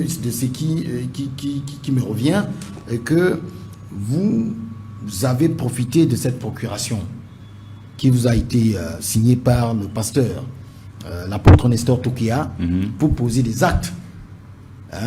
Quel acte, par exemple? Puisque une procuration, c'est pour poser des actes. Des actes qui vont, par exemple, dans le sens de falsifier un certain nombre de documents. Mais une procuration ne permet pas de falsifier. Pour agir en votre nom propre. Non, écoutez, une procuration, c'est pour poser les actes au nom d'une personne. Vous comprenez? On ne fait pas une procuration pour que vous puissiez... On fait une procuration pour vous poser les actes au nom d'une personne. Qu'ils prennent donc cette procuration et qu'ils voient quels sont les actes qui devaient être posés pour demander quel acte ne devait pas être posé. Qui vous attaque en justice. Qui attaque en justice? Si tu vois qu'ils sont... On a lu, c'est que le juge est là pour ça. En d'autres termes, est-ce que vous avez remplacé, c'est-à-dire vous avez enlevé le nom du pasteur Nestor Tokia, vous avez mis votre nom comme nouveau propriétaire dans les documents que vous avez... Quel document en réalité? C'est quel document en réalité? S'ils ont ces documents, et comme il faut que j'aille en prison, qui va te porter plainte? C'est simple. Qui demande quelle est la procuration que tu as reçue, et je leur donnerai, qui demande pourquoi est-ce que à l'école primaire, c'est Toukéa qui est le représentant de l'église au niveau de l'école primaire à la création. C'est moi qui ai créé, c'est moi qui ai travaillé pour qu'on puisse créer Colmessin de la maternelle jusque, n'est-ce pas, au secondaire. C'est lui qui est le représentant de l'église dans le dossier de création et d'ouverture de l'école primaire Nestor Toukéa. Au collège, c'est moi qui suis le représentant de l'église dans cela. Qui me demande pourquoi, quand vous voulez le dire, il veut dire ceci, au secondaire, pour être fondateur d'un établissement secondaire, il faut avoir au moins la licence. Vous comprenez? Le pasteur Toukéa n'avait pas la licence. C'est-à-dire que comme je suis doctorant, je me suis arrêté au doctorat, je suis pris. Donc, j'ai la licence, il m'a dit donc de le faire. C'est vrai que dans le document de création, c'est moi qui suis le représentant de la vraie Église de Dieu au collège Toukia Nestor. Donc vos diplômes vous ont aidé dans ce sens-là? Non, m'ont pas aidé, puisque c'est pas une affaire personnelle. Vous comprenez? Oui. C'est une représentation de l'Église au sein du collège. Et qui peut à tout moment être changé. Mais seulement, ce qu'il y a, c'est que les arrêtés ministériels ne se changent pas n'importe comment. On s'est donc rendu compte que le 25 novembre 2024, le ministre de l'enseignement secondaire, aurait assigné un arrêté qui disait quoi, qui venait remplacer la représentation de l'Église au sein du collège et qui désormais reconnaissait le bureau exécutif issu de l'Assemblée générale interdite, annulée d'Ayos, comme représentant de l'Église au sein de l'école. Nous n'avons pas été au courant.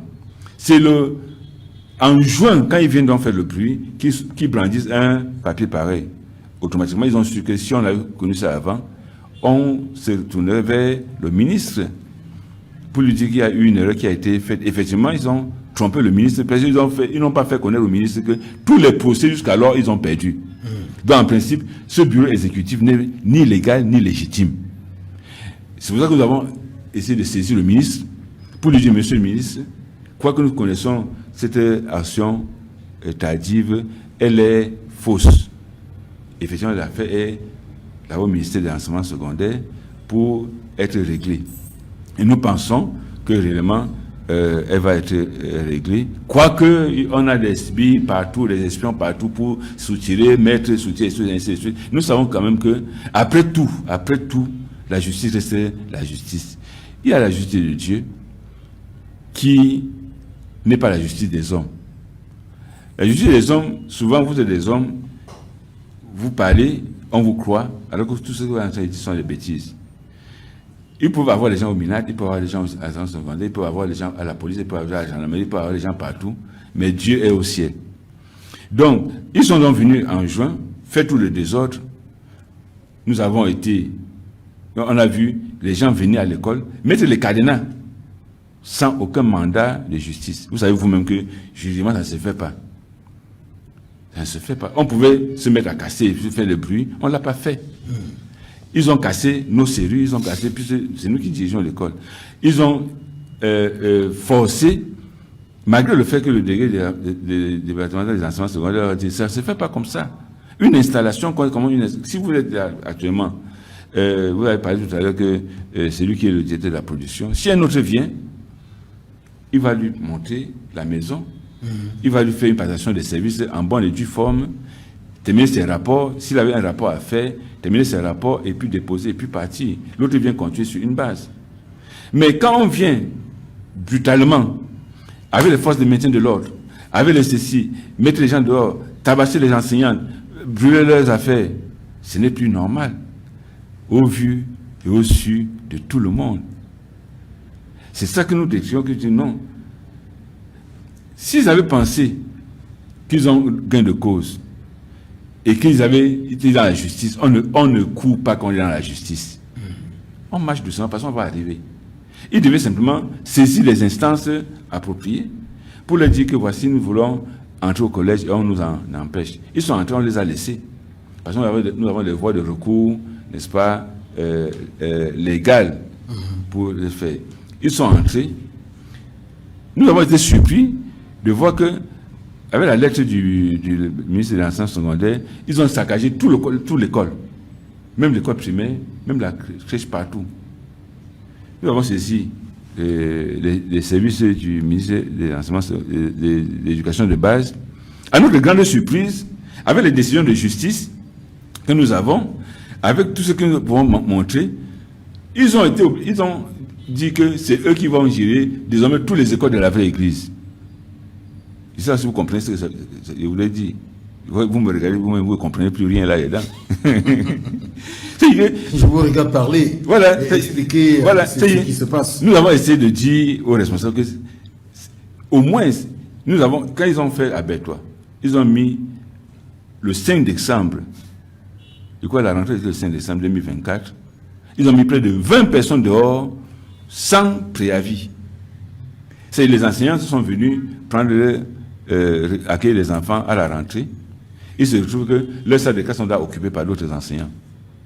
Nous avons crié, nous avons écrit. On a écrit au gouverneur, on a fait ceci, on a fait cela, on s'est rendu compte que la justice des hommes est souvent cruelle, est toujours cruelle. Mais quand il y a assez de Dieu, on a introduit j'ai eu une école qui fonctionne normalement. Vous venez au lendemain, n'est-ce pas, vous vous faites tabasser, tout cela, et que personne ne dit rien. Même si vous avez le droit, même si vous êtes dans votre droit, vous ne pouvez pas vous mettre à casser. Même si vous êtes dans votre droit. La vraie église de Dieu du Cameroun, là, en termes de patrimoine, parlant notamment des établissements scolaires, compte à peu près combien d'établissements scolaires sur l'ensemble du territoire national? Bon, sur l'ensemble du territoire national, à peu près c'est 5 ou 6. 6 établissements. Oui, 5 ou 6, oui. D'accord. Voilà. Donc, à Comessin, comme ils ont tenté à faire une chose pareille l'année passée, très maladroitement, comme ils l'ont fait cette fois-ci, et que beaucoup de parents, voyant que c'est eux qui pouvaient prendre l'école, ils sont partis. Cette année-ci, tous les parents sont partis. Figurez-vous qu'un complexe scolaire qui a près de 600 enfants se retrouve du jour au lendemain à la rentrée avec 15 élèves. C'est la situation actuelle. La situation actuelle. Qui prévaut.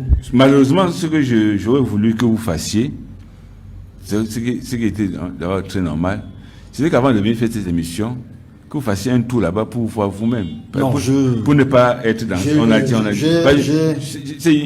fait la promesse de descendre. Voilà. Quand vous descendez, vous sur le terrain d'aller toucher du doigt la réalité. J'ai fait cette promesse. Vous toucherez du doigt et je crois que ça sera bien chaud. Voilà. Donc, parce que quand on reçoit des informations comme ça, il faut bien vérifier à la source. C'était bien. J'ai envoyé des gens, des reporters sur place là-bas qui m'ont fait un compte rendu, mais j'ai fait la promesse moi-même et je vous fais la promesse. Je crois que vous descendrez et vous allez voir que dans tout le complexe de la maternelle en terminale, vous n'avez pas 15 élèves.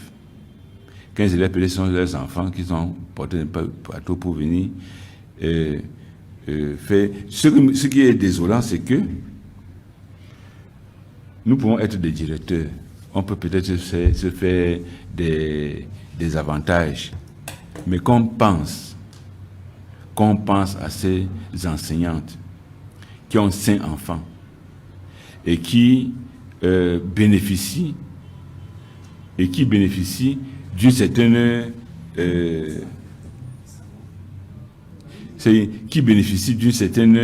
organisation interne qui leur permet de pouvoir payer la scolarité de leurs enfants sans gémir. Vous comprenez? Et que du jour au lendemain, ils ont 5 enfants sur la main et ils doivent inscrire ces enfants ailleurs. Que vous pensiez que toutes les écoles, la plupart des écoles fonctionnent sur le principe des prêts et des remboursements. Qu'on puisse décider de donner, quoique le ministre de l'Éducation de base dit qu'une mesure conservatoire. Conserver veut dire conserver. Conserver veut dire qu'il y a ce qui est derrière là et on conserve. Dès qu'on va vous dire, par exemple, mesure conservatoire, il y avait un litige avec votre voisin d'à côté, parce que vous discutez un terrain, et on vient dire mesure conservatoire des guépissés. Ce n'est pas une mesure conservatoire. On dit que, bon, vous avez des problèmes en justice. En attendant que la justice puisse donner ses conclusions, on prend une mesure conservatoire. Vous êtes tout le monde dans une compréhension d'homme normal. On voulait dire, bon, restez chacun là où vous êtes, conservez d'abord ça, et quand la justice va se prononcer pour l'un ou pour l'autre, on va maintenant dire, bon, comme vous avez perdu, déguerpissez. Mais on ne peut pas venir vous déguerpir comme mesure conservatoire. C'est une injustice à ciel ouvert. Il faut qu'on le dise. Qu'on vienne dire, après de 45 personnes, 50 personnes, que pour mesure conservatoire, quittez le collège, quittez l'école primaire, allez vous débrouiller, et quand il y aura gain de cause, vous pouvez revenir. Alors que ceux que vous venez installer ont perdu tous les procès. Monsieur Serge, je ne sais pas si vous pouvez comprendre ça. Je ne sais pas si un Camerounais normal peut comprendre ça. C'est-à-dire que vous perdez tous les procès, mais pour les mesures conservatoires, on vous donne de gérer. Et on vient vous donner de gérer 2 semaines après la rentrée, les rentrées, où il y a des charges sociales, des cotisations sociales à payer, il y a des arriérés de salaires à éponger, puisque le plus souvent, dans la plupart des établissements, c'est en septembre qu'on éponge les dettes des enseignants, peut-être 2-3 mois, avec les rentrées, puis beaucoup d'autres dettes qu'on prend pour arranger la rentrée et tout cela. Tout le monde fait comme cela.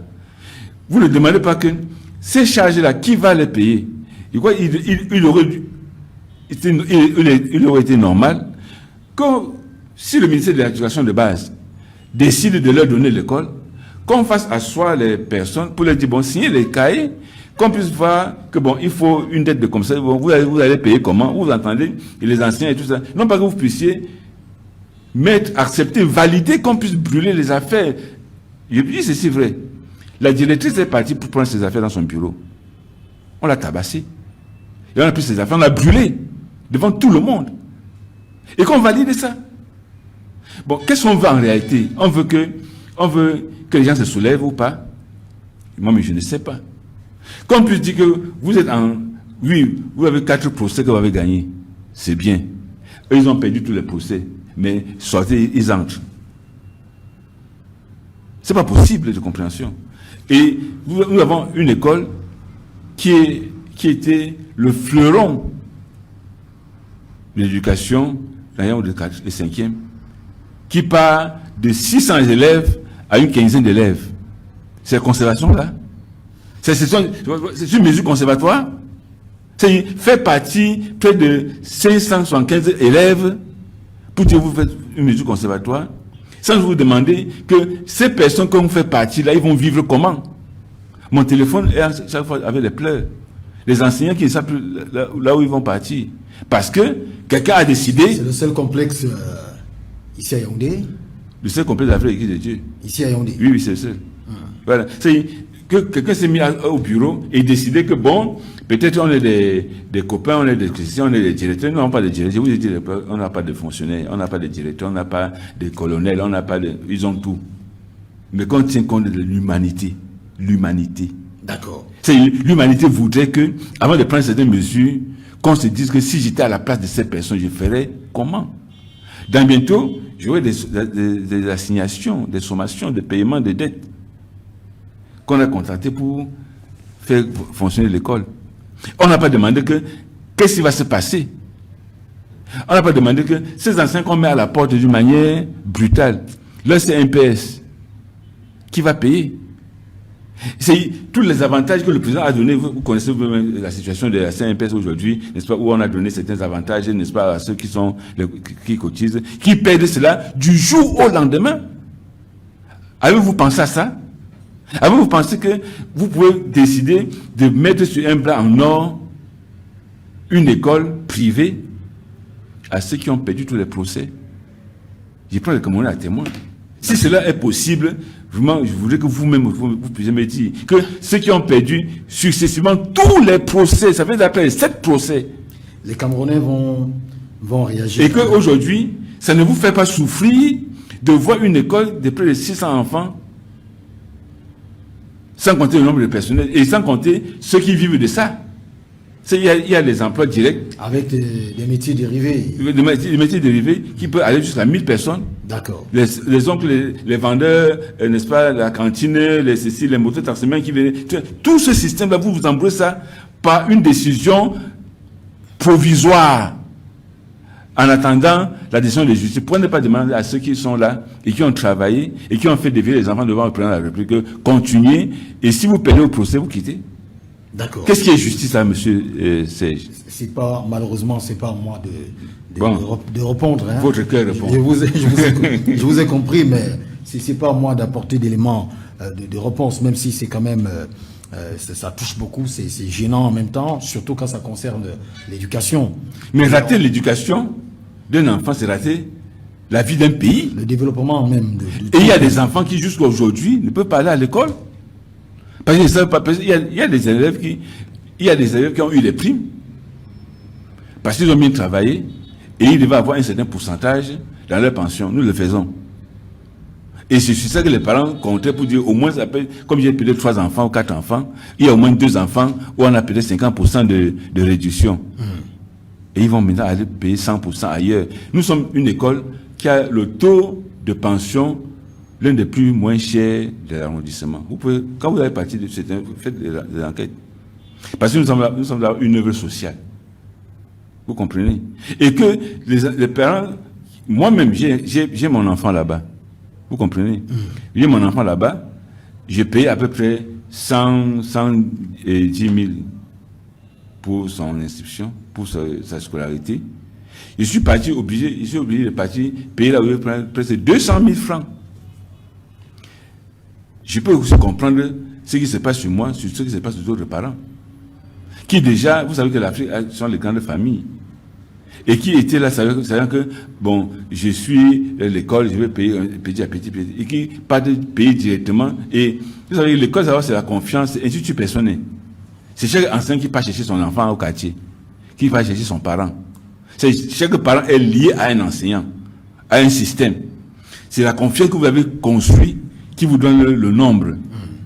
Mais lorsque vous venez avec la brutalité, on voit les policiers à l'école, on voit les gendarmes, on voit les scellés, on voit les cardinaux, on voit les ceci. Quel est le parent soucieux de l'éducation de son enfant qui va apprendre que ces gens sont les faussaires, qui ont reconnu devant la justice qui sont les faussaires, mais qui se baladent normalement en ville et commettent avec des soutiens bizarres. Justement, je voudrais qu'on évolue peut-être pour sortir de cet entretien à bâton rompu avec vous, dans le cadre de ce programme Mise au Point, où vous avez fait le déplacement pour faire votre mise au point par rapport à cette affaire vraie Église de Dieu du Cameroun qui perdure. Et on a parlé précisément de la dernière décision de justice qui est tombée, et on a abondamment commenté sur cette décision de justice. Là, quand vous parlez de soutien, je voudrais qu'on dise un mot là-dessus, avant de ressortir finalement de cet entretien. Vous êtes un homme de Dieu, Pasteur Landry Tchana. Vous êtes venu avec votre Bible qui ne vous quitte jamais, que vous ne quittez d'ailleurs jamais. Et vous, de temps en temps, y jetez un coup d'œil pour nous rafraîchir les mémoires, pour ceux qui auraient perdu un peu le nord en ce qui concerne notamment la parole de Dieu. Alors, si j'ai envie de vous poser une question toute simple, pour cette affaire qui dure et qui cause beaucoup de dégâts, là on parle tout à l'heure du volet éducation, avec cette situation qui est déplorable et qui amène à réfléchir. Si vous a été demandé d'avoir d'ouvrir une porte de sortie qui peut arranger tout le monde, parlant notamment de cette affaire qui perdure depuis des années, que diriez-vous? Merci pour la question. Parce cette que question, pendant que vous allez répondre à cette question, quand on parle aussi des soutiens entre guillemets des uns et des autres, vos camarades, vos frères d'église vous soupçonnent d'entretenir des rapports très étroits avec ce qu'on appelle des Amazoniens, ces Camerounais qui veulent diviser et partitionner le Cameroun. Il y a des figures qu'ils présentent comme étant vos amis. Il y a même aussi, on évoque même aussi certains leaders de partis d'opposition qui sont vos soutiens, notamment un monsieur qui est très très respecté, le docteur et président de parti politique, Chanda Tomé. Toutes ces personnes-là qui vous entourent, entre guillemets. Alors, c'est une question à deux volets. Vous nous dites d'abord oui, je voudrais... la porte de sortie. Oui. La porte de sortie, nous avons dès le commencement, c'est pas nous qui sommes partis au tribunal. Parce que nous pensions dans notre doctrine, dans notre règle, un chrétien ne devait pas amener un autre au tribunal. Puisque tout devrait se gérer entre les enfants de Dieu. Et la Bible le dit. Que, si vous voulez, je peux encore le lire. Hein? La Bible dit bien que... Lisez, il n'y a pas de souci. Voilà. Je vous le conseille. Donc nous n'avons jamais eu à cœur, même dans les réflexions les plus... je peux dire quoi, penser qu'il faille aller au tribunal pour les problèmes qui peuvent se régler à l'église. Il est dit, quelqu'un de vous, lorsqu'il a un différend avec un autre, ose-t-il plaider devant les injustes et non devant les saints?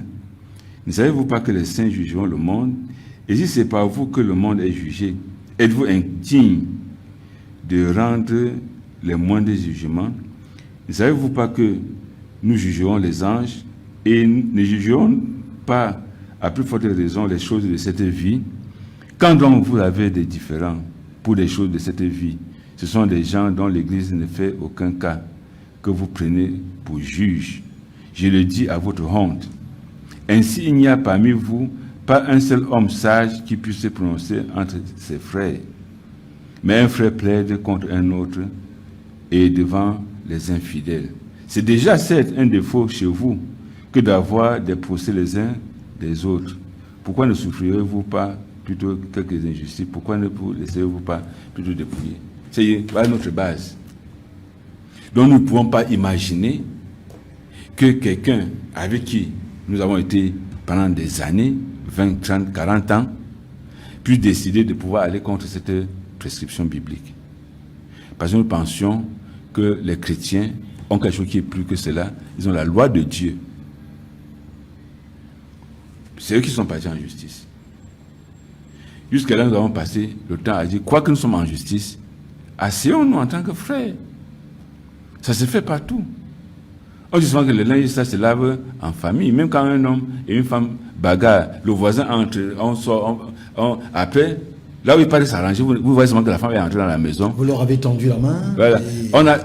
On ne passe le temps qu'à le faire. Dernièrement encore, lorsque je causais avec le sous-préfet de Yaoundé 5e, il m'a promis, il m'a dit, mais pasteur Tiana, pourquoi est-ce que vous ne pouvez pas vous asseoir et causer? Il dit, monsieur le sous-préfet, je vous serai, toute l'église entière vous sera très reconnaissante si vous pouvez arriver à nous faire asseoir. Parce qu'ils ne sont plus là pour que nous s'assoyions.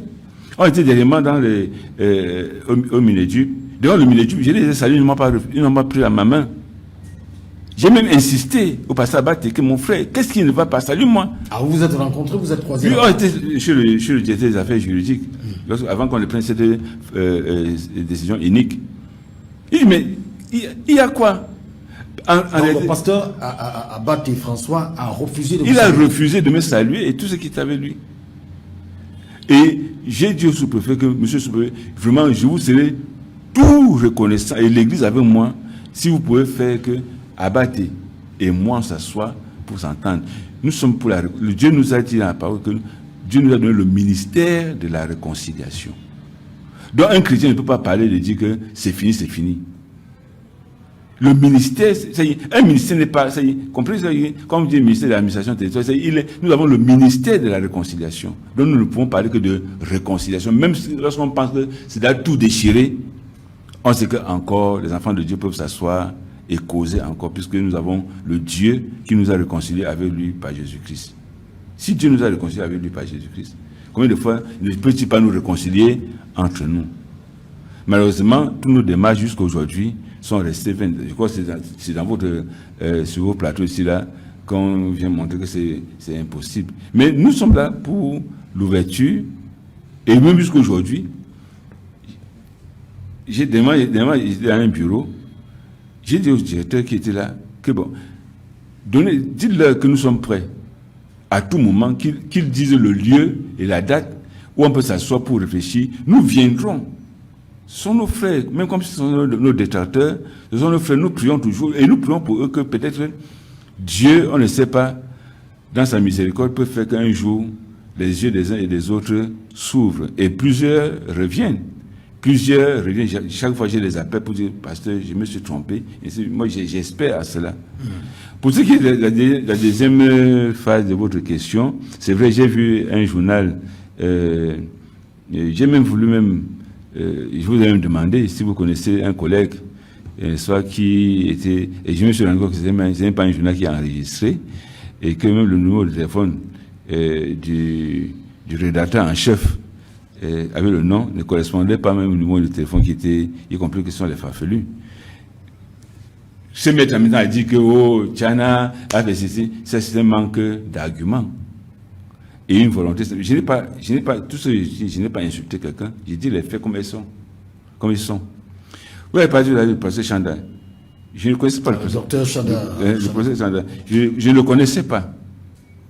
Je ne connaissais pas. J'entendais parler du procès Chanda, puisque une personne pareille ne peut pas être inconnue dans la société pour ceux qui sont cultivés. Mais je ne connaissais pas qu'un jour je pouvais peut-être rencontrer le professeur Chanda, puisqu'il était pour moi un peu trop élevé. Mais on nous a dit qu'il y a un médiateur international. C'est dans le but de chercher la médiation que nous avons fait appel à lui. C'est lorsque nous avons fait appel à lui que je me suis rendu compte que c'est un monsieur qui a même un parti politique. C'est pas ça qui nous a liés. Et il a fait tout ce qu'il a pu faire pour que les deux partis puissent s'associer. Ça n'a pas été possible. Il est le médiateur universel. Et nous sommes avec lui pour la médiation. Et nous crions, nous pleurons pour la médiation. Donc, que les gens puissent se mettre à part. J'ai jamais entendu beaucoup d'autres choses plus que ce que vous avez dit là. Hein? J'ai supporté tout cela. Bon, ce qui n'est pas vrai. N'est pas vrai. Donc, c'est un manque d'arguments. D'accord. Et c'est une faiblesse, n'est-ce pas, morale. C'est une lâcheté spirituelle que de vouloir, n'est-ce pas, salir son frère par des choses qu'on sait.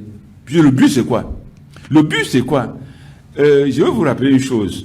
Je crois que vous êtes quand nous avons organisé la convention, puis nous tenons une convention chaque année à Mombo. En 2021, ils ont fait dire aux autorités administratives que les ambassadeurs vont venir, ils vont... Moi, j'ai été tellement surpris de voir que on ne les a pas appelés pour exploitation. Parce que si vous connaissez que les ambassadeurs vont venir, vous avez eu cela comment? Donnez les sources de votre information. Donc, ils ont fait, on a annulé la convention. Donc, le but, c'est quoi? Le but, c'est de faire que l'on puisse dire, bon, c'est de m'accuser. Puis le but, c'est quoi? Le but, le rêve de mes frères, je ne sais pas pour quelle raison, c'est de me voir en tôle. Mais ils oublient aussi que l'État n'est pas un enfant, n'est-ce pas, pour prendre des décisions puériles. Ils oublient qu'il y a des services qui peuvent vous connaître. Même mon numéro de téléphone, je ne l'ai pas codé. On m'a même dit plus de coder. Je n'ai rien à coder. Ou bien je n'ai pas à cacher. J'appelle qui je veux. Et si j'avais appelé quelqu'un qui est d'une moralité, n'est-ce pas, mauvaise, les services de sécurité, les services secrets sont très informés. Et je marche, je suis libre. Vous êtes toujours ouvert à un échange contradictoire sur notre plateau, en direct sur... Je vous l'ai dit la dernière fois, je le suis et je le serai toujours. Vous comprenez? Mais à condition, vous posez des conditions, des préalables, que ce soit le pasteur François Abaté. Ou bien alors, que ceux qui sont au niveau de des pasteurs de ceux à votre niveau. Ou bien ceux qui vont être... C'est-à-dire que ceux qui sont au niveau de vos invités soient là. Ils peuvent venir parler avec des enfants qui passent du temps à insulter seulement.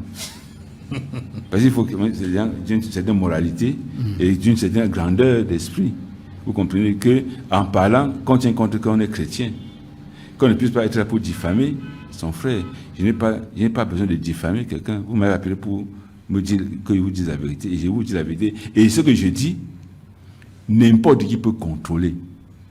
Je suis ouvert.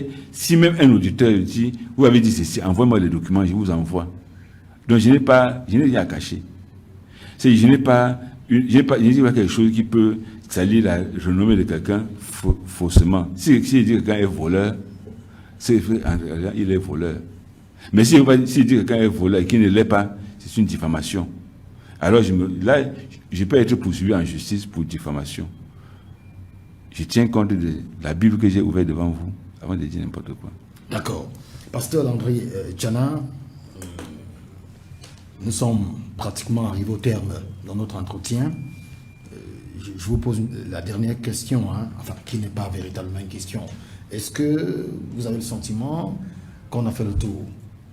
Ou alors on a oublié quelques aspects que vous aurez aimé faire ressortir. Je crois que notre cité est céleste. Si nous avons entrepris et si nous luttons, c'est pour permettre aux hommes, avant d'aller au ciel, de vivre aussi sur la terre. C'est vrai que Jésus a partagé le pain, mais en disant aux gens que ce n'est pas le pain, c'est que vous devez manger. C'est le pain de vie que mon Père a vous donné pour la vie éternelle. Donc si nous avons des écoles, si nous avons, on fait même des séminaires de formation, des jeunes gens dans les différents métiers, n'est-ce pas, pour les inciter, parce qu'il faut que les hommes vivent leur sur la terre, dans la justice. Je voudrais dire aussi que les chrétiens ne doivent pas penser que un jour le mensonge peut prévaloir sur la vérité. La Bible dit que les portes de ce jour de mort ne prévaudront pas sur l'Église. La nuit peut être assez longue, même agitée, mais le jour vient toujours avec tout son calme et son soleil. Pour mes frères qui sont dans cette logique de chercher par tous les moyens à faire du mal au pasteur Tchana, je voudrais seulement leur dire que ce n'est pas contre moi qu'ils se soulèvent. Et ils sont eux-mêmes témoins que l'homme de Dieu, en s'en allant, avait dit tout ce qui s'est passé avec eux. Avait dit. Donc ils savent que cela. Pour moi, je n'ai aucun souci pour moi-même. Je sais que je suis pasteur et je travaille pour le salut des âmes, mais je lutterai pour la vérité. Je lutterai pour la vérité, non pas en utilisant, n'est-ce pas, en mettant les buts dans les petits filets, mais en utilisant la justice pour que tout soit clair. Parce qu'après nous, si nos parents avaient marché, n'est-ce pas, dans le faux, ce faux nous poursuivrait jusqu'aujourd'hui. Nous avons aussi nos enfants qui prendront le relais pour continuer le même combat. Le combat de la vérité, le combat du salut des âmes, le combat d'une société juste, une société paisible, une société où il fait bon vivre, pas la transformation de l'homme. Vous savez, si on ne prêche plus l'évangile, ça devient une forêt, n'est-ce pas, une jungle. L'évangile est là pour ramener les hommes à Dieu, pour les amener à vivre en harmonie avec Dieu, en harmonie avec eux-mêmes, avec le prochain et avec la nature. Donc l'évangile vient pour l'épanouissement total de l'homme.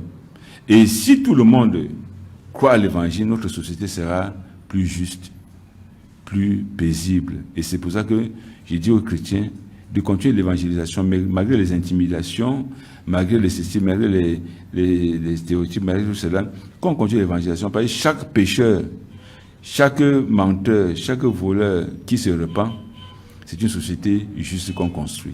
Et vous savez que notre société aujourd'hui est plus portée à devenir la société au temps de Noé.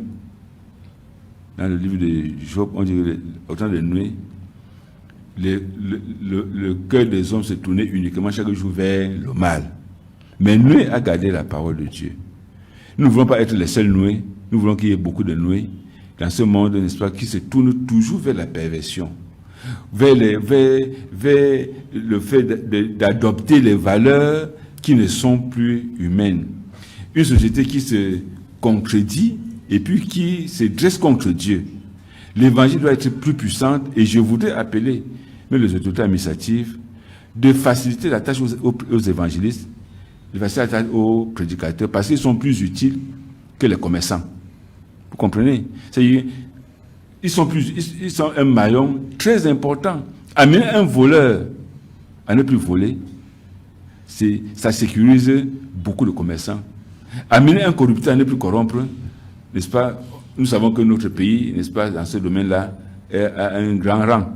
Mais si nous pouvons faire que notre pays devienne aussi un pays sécurisé, ça donne aussi la plus-value et une grande considération. C'est pour ça que les autorités devraient vraiment beaucoup encourager la prédication, encourager, n'est-ce pas, les évangélistes à faire le bon travail, de dire aux hommes, repentez-vous et croyez à l'évangile. Je crois que si on arrive à cela, on aura une société juste et prospère. Nos dirigeants ne sont pas ceux qui aiment les pots de vin, ne sont pas ceux qui, n'est-ce pas, prennent des décisions uniques, qui mettent les enfants dehors, n'est-ce pas, sans se demander qu'ils vont vivre comment. Quand j'ai mon enfant qui part en classe, et je sais que là, actuellement, il y a des centaines d'enfants qui n'ont pas pu fréquenter. À quoi c'est une décision qu'on va dire provisoire quand ça fait du malheur? Il faut être chrétien. Voilà ce que je peux dire. D'accord, ce sera d'ailleurs votre dernière parole, hein, votre dernier message. Pasteur Landry Tchana, merci infiniment d'avoir accepté notre invitation ce matin. C'est un plaisir. Mise au point. C'est tout un plaisir pour moi d'être là. Je répondrai toujours présent. Quand il faut dire la vérité, je le dis partout. La parole de Dieu, la Bible, Jésus est le chemin, la vérité et la vie. Et le chrétien aussi est le chemin, la vérité et la vie. Le chemin pour amener les gens à Dieu, la vérité pour sauver les hommes, et la vie que Jésus nous a donnée, c'est pour les aller, n'est-ce pas, dans la société. D'accord. Vous avez bousculé votre temps pour répondre présent aujourd'hui à cette invitation. Nous en sommes pleinement reconnaissants de cela. Merci infiniment donc d'être passé ici. Transmettez notre bonjour sympathique à vos ouailles et à ceux-là qui notamment vous font confiance au sein de la vraie Église de Dieu du Cameroun et qui suivent notamment aussi cette affaire. Le message que vous avez distillé sera forcément entendu via toutes les plateformes que nous mettons à la disposition des uns et des autres.